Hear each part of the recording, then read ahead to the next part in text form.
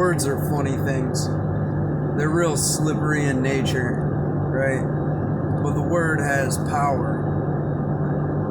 It is a vessel that carries thought. So when you hear a word, the triggering in your brain is different than it is when I hear that word. There's all sorts of different emotions, different ideas, different memories associated with that word, right?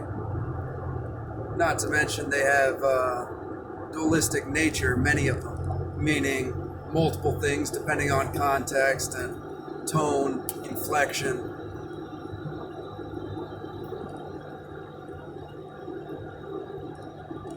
Now, there has been a active, and some would say for as long as words have been in existence, right? There is a lot of subliminal things, especially within the English language, which is one of the newer languages, where you have like God is dog backwards, slaughter has laughter in it, live is evil backwards, right? So this plays all sorts of different tricks on the subliminal mind, right? As the thoughts that are associated with these words, even if not on the surface level, it resonates within the subconscious, right? Besides all that, you see the left especially likes to play with words. They like to use it, manipulate it, change it. The meaning of this is not what it used to be, right? And now this comes a lot from just individuals who are used to speaking in undertones, right? Like you have the black community, for example. They used to have all sorts of different slang words and different things like that, where if you weren't up to date on it, you sounded archaic, right? That was slang from a few years ago. You're not in with the in crowd. You don't know. You don't have your hand on the dial, so to speak. The same things with like the homosexual community, where they had different terminologies and different words that changed all throughout just because of the in the closet time period when it was very much frowned upon socially. There were different ways that you would say things in conversation, right? And you see this a lot with the communists. They love to use that, the play of words. So always try and be careful of the meanings that underlay what people say, right? Like Horton, I say what I mean and I mean what I say. Or I said what I meant, or whatever. It's more important now than ever, right? Because words carry power.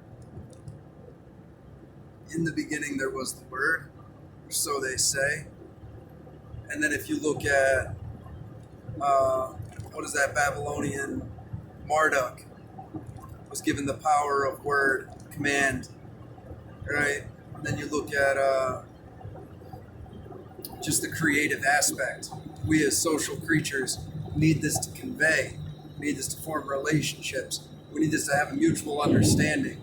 You speak the same language, right? When people start to play with the meanings of words and the way that things are interpreted, it can cause all sorts of confusion, right? And then when people are confused, they try to seek out understanding and cling to whatever it is that grants them that.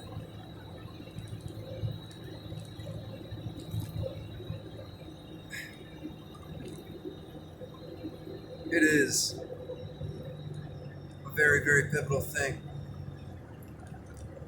that we're able to engage in discourse, that we're able to speak a common language. Otherwise, we're never going to be on the same page, and I feel like that is the greater divide and conquer side of things. Now, these new terminologies, the wokeness and whiteness, the They're ridiculous, first and foremost.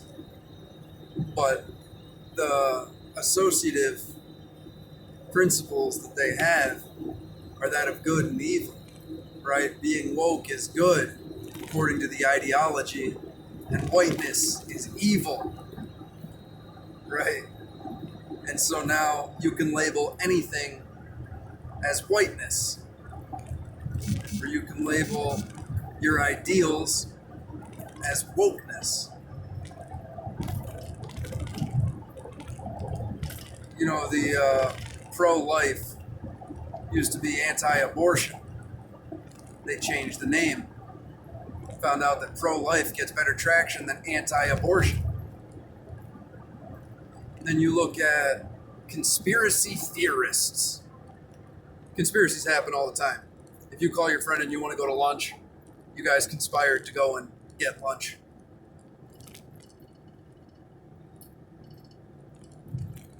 The term itself is set up by the CIA to discourage people from discussing or to dismiss the people that were discussing the irregularities with the JFK assassination. And now you can see how it's thrown all around. Trump was the conspiracy theorist president, right? 9/11 was a conspiracy theory, and all of this other. There's a lot of questionable things about 9/11. But all the conspiracies that have turned out to be true, you know, MK Ultra and all of this data harvesting that the government wasn't doing, and the Tuskegee experiments, right? The election. There's all sorts of weird conspiracy theories that are conveniently dismissed because of that title, right? It's associated with tin hat wearing, flat earth, whatever.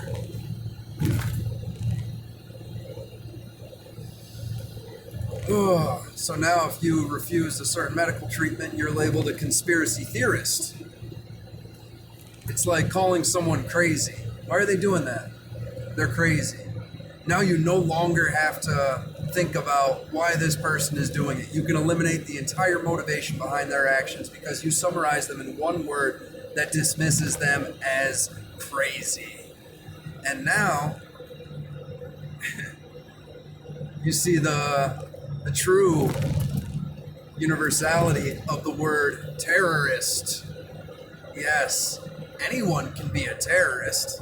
Anybody can invoke terror, even if the very principles are what your nation is founded upon.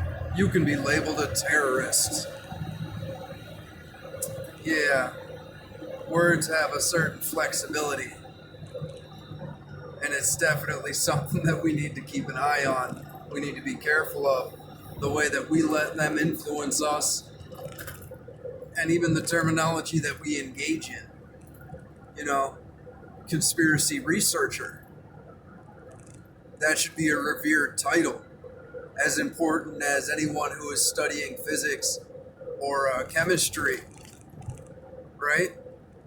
This should be categorized with historians and given a pompous place in society.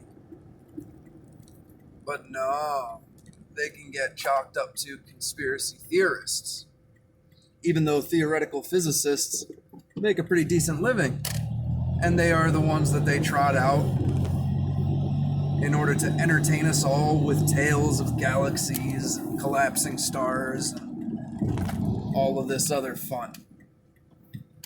But when it comes to the regard of conspiracies, oh no. Well, be careful with the words you choose. Choose them wisely. They carry weight. They have power. We have more in common with each other than those that want us to fight.